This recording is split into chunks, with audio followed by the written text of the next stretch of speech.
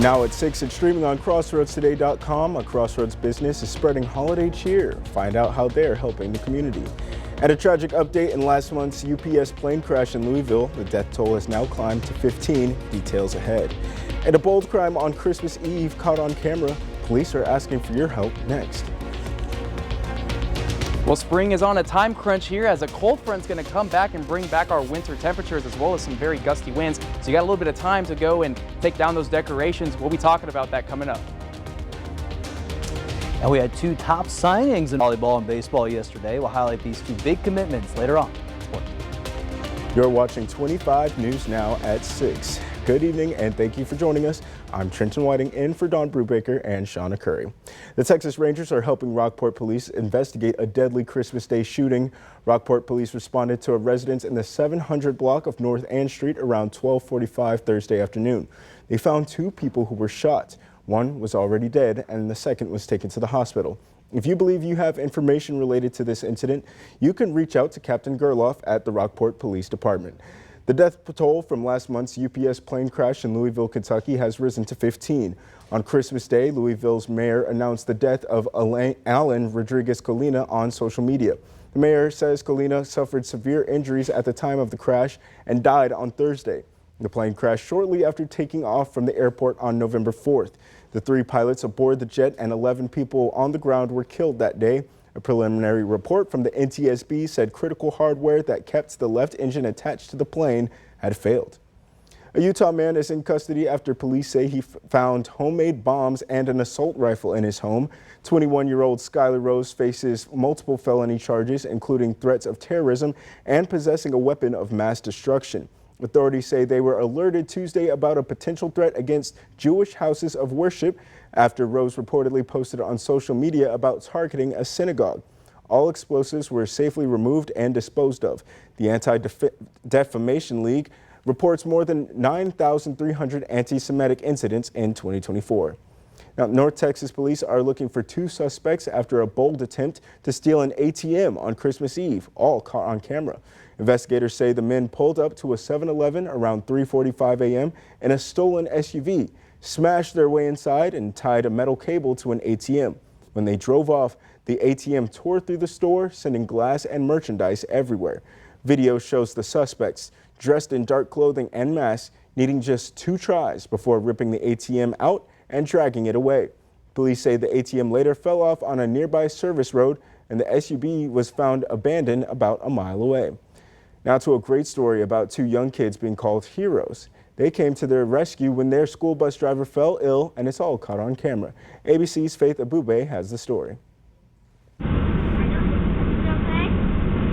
This morning, 2 Ohio siblings are being hailed as heroes after helping save the life of their bus driver. Hey, we need help on 12th Road, bus 8.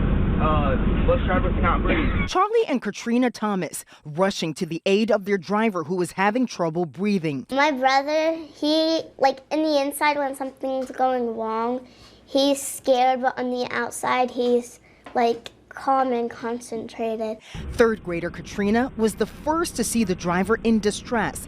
That's when her brother, 7th grader Charlie, rushed to the front of the bus and used the bus's radio to call for help. That's when I realized that something was going on. Went up there and grabbed the radio and then called the school because I knew that was the quickest way we could get help.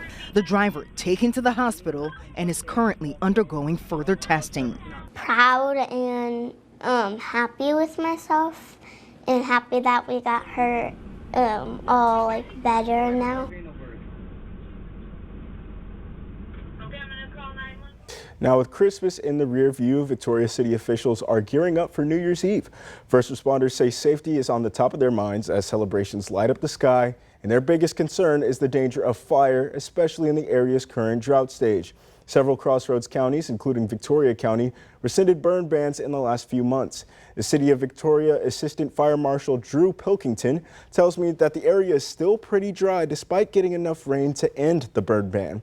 Fireworks can be a big threat in dry conditions, and first responders are pushing for fireworks safety for anyone in the county participating in the annual tradition. How many counties have recently come out of a burn ban? Most all of them have lifted it. But that doesn't mean that we're out of any risk for fires. We're nowhere near out of a drought. Even the recent rains, morning fogs that we have in the morning, all of our fuels, dry fuels on the grounds are still very, very susceptible to catching fire easily with sparks, such as from fireworks. Now, fire officials say to keep plenty of water nearby for any residents who are planning to pop fireworks off in the county, and to make sure used fireworks are submerged and completely put out before they're thrown away. And as a reminder, all fireworks are banned in the city of Victoria. Aerial rockets and any fireworks on the grounds, they're all included in an ordinance that bans fireworks within the city limits. But any residents going out into the county need to maintain proper fireworks safety to prevent an emergency due to these drought-like conditions that we're facing. And we are facing some drier weather. Might have a cold front that could make things even drier. So Jacob, maybe you could break down and let us know maybe what to expect, especially for New Year's Eve coming up. Yeah, so we have a cold front rolling in, and already, if we take a look at the drought monitor, it's already been very dry around the region here.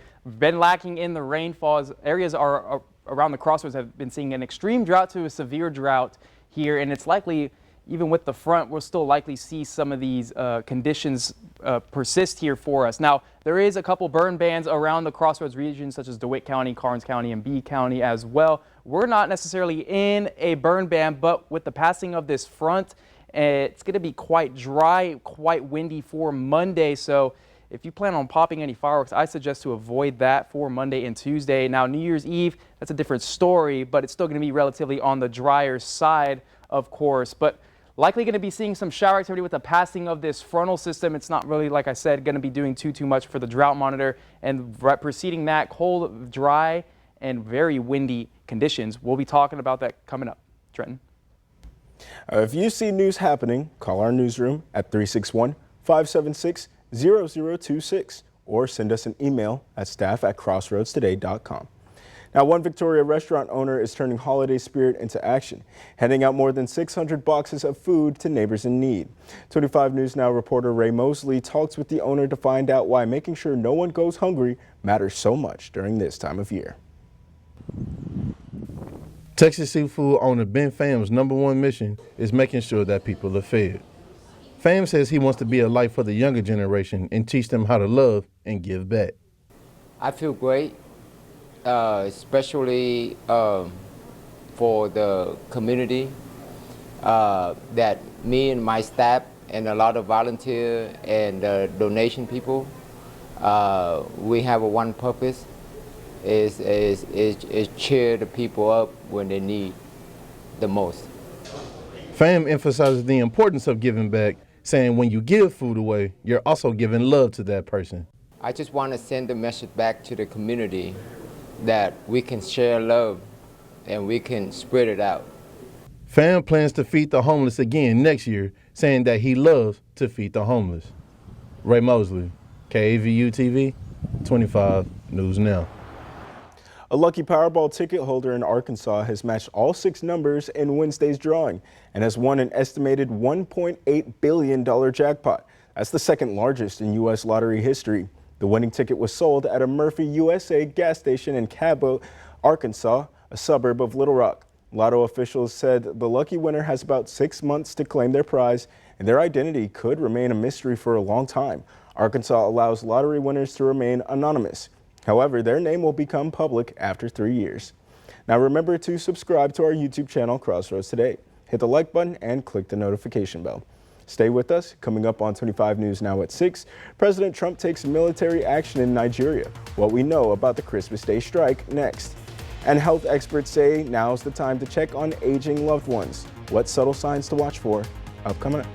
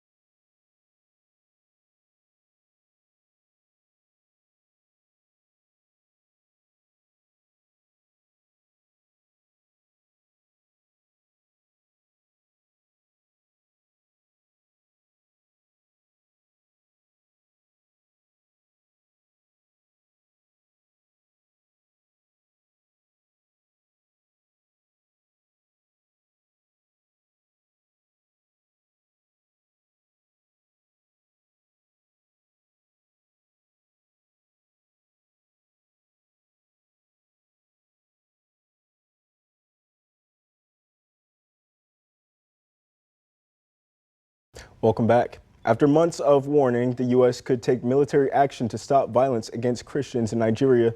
President Donald Trump announced on Christmas Day that he had done just that, delivering a strike on Islamic State terrorists in the country's northwest. Ivan Rodriguez has the latest. Missiles launching off a U.S. warship destined for northwest Nigeria. U.S. Africa Command says the strikes targeted Sokoto State, which borders Niger to the north, and in, quote, coordination with Nigerian authorities. It was a collaborative effort between Nigeria and the U.S., and President Tinubu gave the go-ahead before it took place, and we don't see it violating our sovereignty or territorial integrity. In a post on social media, President Trump says he directed a, quote, powerful and deadly strike against ISIS terrorist scum in northwest Nigeria, who he said had been killing innocent Christians. A U.S. official told CNN the strikes included Tomahawk missiles fired from a Navy vessel that struck 2 ISIS camps. Nigeria's Foreign Minister Yusuf Tugar says his country is committed to the fight against terrorism, saying it is not a religious conflict, but a regional security threat. It's not a Nigerian problem. It's not a Christian-Muslim problem. It is a regional problem, but we're putting all of that aside. We accept that we need the support of other countries. For the last several months, Trump has been focused on the plight of Christians in Nigeria, including calling on Defense Secretary Hegseth in November to, quote, prepare for possible action. Both Christians and Muslims, the 2 main religious groups in the country, have been victims of attacks by radical Islamists. I'm Ivan Rodriguez reporting. Nigeria's president hasn't commented on the strike yet, but earlier shared a Christmas message pledging to protect religious freedom and keep all Nigerians safe from violence. A U.S. military aircraft and personnel were spotted Thursday at the former Roosevelt Roads Naval Base in Puerto Rico amid rising tensions with Venezuela. Earlier this month, President Trump ordered a blockade of sanctioned Venezuelan oil tankers, accusing the country of fueling drug trafficking into the U.S. The Coast Guard has already intercepted 2 tankers this month, as Washington signals a tougher stance toward Caracas. Ukraine's President Volodymyr Zelensky says he plans to meet President Trump in Florida on Sunday to discuss territory and security as efforts to end the war with Russia move forward. Zelensky announced the meeting after a, quote, good conversation with U.S. Special Envoy Steve Witkoff and Jared Kushner. Trump is pushing for peace, but talks face major disagreements. Ukraine may consider pulling troops from eastern regions if Russia does the same, while Russia shows no sign of giving up seized territory in the Donbass. As you gather with family this holiday season, health experts say it's also a good time to assess aging loved ones, how they're doing, because a lot can change in a year. In today's Health Minute, Mandy Gaither has the subtle signs that seniors may be struggling at home. It's time to be together with the ones you love. And what better gift to give this holiday season than making sure your aging relatives are safe? It's just an opportunity where we start to see the changes as they develop in real time based on the fact that we're all meeting together. Dr. Case Tedder with Orlando Health says those changes can be subtle and include balance difficulties, trouble getting up from a chair, leaning on a wall, clinging to a handrail for short distances, and loss of grip strength. All of these can lead to a fall, which is the leading cause of injury for adults 65 and older. It's a very preventable thing and something that we can easily make adjustments to avoid. To keep seniors safe, Tedder says to eliminate home hazards like clutter, loose rugs, cords, and in the bathroom, make sure there are grab bars and a shower with a non-slip mat, chair, or one you don't have to step into. And also make sure there's plenty of lighting and that they wear shoes that are sensible. Be careful with house shoes or socks that don't have any grip on the bottom. This is a huge source of falls as people try to get out of the bed. Physical activity is important at every age, and Tedder says it can also help prevent falls. Easy strength training balance exercises, 10 to 15 minutes, even a day, or a stress ball with grip strength or small weights can sometimes improve tremendously balance and coordination. For Health Minute, I'm Mandy Gaither. Dr. Tedder says it's also a time to assess an aging loved one's cognitive health. If it's declining, they may be defensive or hesitant to say anything's wrong, but it's important to address it. He says to share your concerns with that loved one, but do it with dignity and empathy. Now, a group of Buddhist monks are using their feet to make a stand. Their 2,300-mile walk for peace started in Texas and will end in Washington, D.C. Earlier this week, day 59 of the trek, the monks walked silently through Montgomery, Alabama. Montgomery's mayor says his city's history with the civil rights movement gives special significance to this modern-day peace movement. One of the monks on the walk offered a reminder that peace starts from within and a shared hope that all people will find happiness and peace. Now, to get more news, weather, and sports, come to our website, crossroadstoday.com. Well, unfortunately, we broke a record today. 85 degrees was the high. That's the new record for December 26th. This was set back in 2016. We've got a couple more warm days ahead of us before a big, strong cold front comes and knocks us back into winter. We'll talk about that coming up.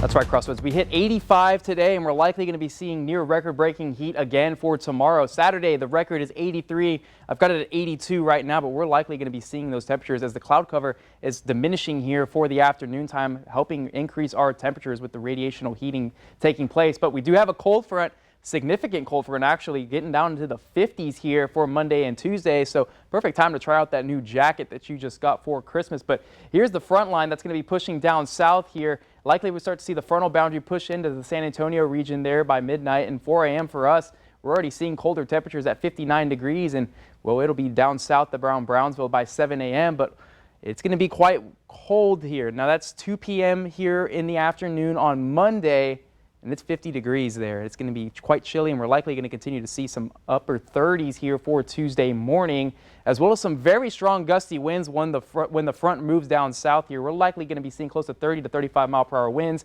And if you got inflatables out, I suggest using this weekend to take them out because they may end up in your neighbor's yard. 35 by the morning for the gusts and getting to 30 mile per hour gusts by the midday. And then we'll start to see it decrease here, but still coming out of the north. So the wind chill is going to be feeling quite chilly here. So 6 a.m. when the front rolls through here, 42 is what's going to feel like when we wake up. Some upper 30s with the wind chill, and likely we're going to continue to talk about the 40s here with the feels like temperature, and then we'll be right around 53 feeling like that outside with 43 up in Hallettsville. And then this is the conversation here. Tuesday morning, it's going to be feeling like 31 degrees with some upper to mid 20s likely for the wind chills. Yes, so that jacket you got may need another layer on top of that one because it's only going to get worse here as temperatures are going to continue to drop here for us. Likely going to be seeing near freezing here for Wednesday at 35 degrees there, but still 37 for Tuesday is still quite frigid in my book there. But overall, we got to get there first. We got to get through this spring-like weather that's completely out of season right now. So 69 for the morning, going to be seeing a little bit of fog likely in the morning time as well. It'll make way for more sunshine, and we're going to be talking about watching for that record-breaking heat again for the 27th there, and south-southeasterly winds will pick up though at about 16 miles per hour. Port Lavaca going to be seeing similar conditions as well. Going to be on the warm side down there, as well as Cuero, going to be close to the low to mid 80s once again here for up there with the winds out of the south at about 14 miles per hour. So starting off with the clouds, a little bit of fog likely as well. Then we'll start getting the sunshine, radiational heating take place. We'll likely start to see some more mid to low 80s. And then the front rolls in, giving it a 40% chance for the very early morning hours there. And then the winds pick up, northerly winds close to 20 miles per hour with likely 35 mile per hour gusts. And then we take a big drop in our temperatures with some mid to upper 30s here. Going to be watching for Wednesday morning to see if we actually hit that freeze mark there. But your New Year's, well, we're going to be jumping back up in temperature, actually, getting it in the 70s there. So 74 for Friday. Completely crazy weather pattern going on. Still trying to figure out if we want to be in December, winter, or do we want to be in the spring. And don't forget to scan the QR code for more news, weather, and sports. And I'm sending it right back to Trenton. Yeah, I mean, it's crazy weather. I mean, hopefully we can get some sort of consistently. I know that cold weather doesn't really hit until after the new year, but, you know, we'll talk about some winter sports. They don't need it to be cold to get out there and play, so that'll be a good time to check in with our sports director, Max Williams. Yeah, Trent, you know, with soccer, right? I mean, they know how to take you know, to deal with it right there with soccer, right? Because they probably get their long sleeves. They're all bundled up, right? Because Victoria East, they're hosting some alumni games before their season kicks off. I'll tell you more about that coming up next in sports.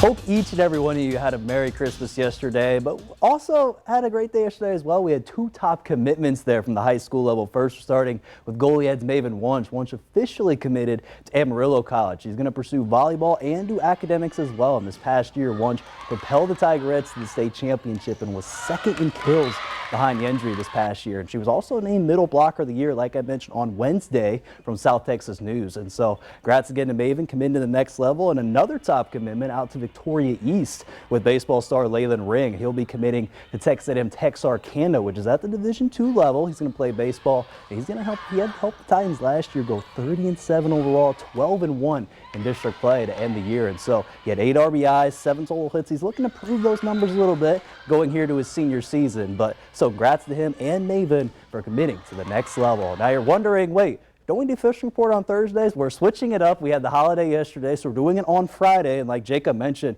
it is wonderful weather if you want to go out there fishing for Saturday and Sunday, up there in the 80s. Now, Coletto Creek, the water is slow at 62 degrees, where bass fishing has been fair right now. Then at East Matagorda Bay, the water is good at 70 degrees, where trout and redfish are either along that shoreline. Keep that in mind around the deeper water areas. And then again, for Port O'Connor, it is good at 72 degrees, with trout are biting outside of both the jetties with live shrimp. Now, over to tomorrow, Victoria East girls and boys soccer teams are going to be hosting their annual alumni scrimmages before the season officially starts next week. And the girls soccer team starts at 11 a.m., then at 1 p.m. for the boys soccer team at Memorial Stadium. So again, for the girls soccer team, they open up versus Gonzales there. It's going to be Monday afternoon morning range at 11:30 a.m. And then for the boys, they travel the next day to Corpus to face Ray. That's going to be at 11:30 a.m. as well. How about some high school basketball? But at the Frost Bank Center, home of the Spurs, the Palacios Sharks, the boys team is going to be traveling out there to face the Taft Greyhounds at 1:20 p.m. there tomorrow afternoon. So a big experience there for Palacios before they get into district play starting up next week. And finally, the Houston Texans, they travel out to L.A. The basketball team has the Rockets no one up to L.A. Got the job done. Can the Texans do the same out there versus the Chargers? We'll have to see. The kickoff will be at 3:30 p.m. on NFL Network. And Trenton, Texans win. They clinch a playoff spot there in the playoffs. You got the Texans playing tomorrow. You got the Houston Cougars for football playing tomorrow. So, you got a busy day for yourself there for Houston sports, right? Yeah, it's going to be a great day of football for Houston sports. You already had a great Christmas day. It was a great game, and I'm sure the games tomorrow will be the same. But we'll be back in a moment. This year's New Year's Eve ball drop will be a little different. Special touches marking the start of a historic milestone year for America.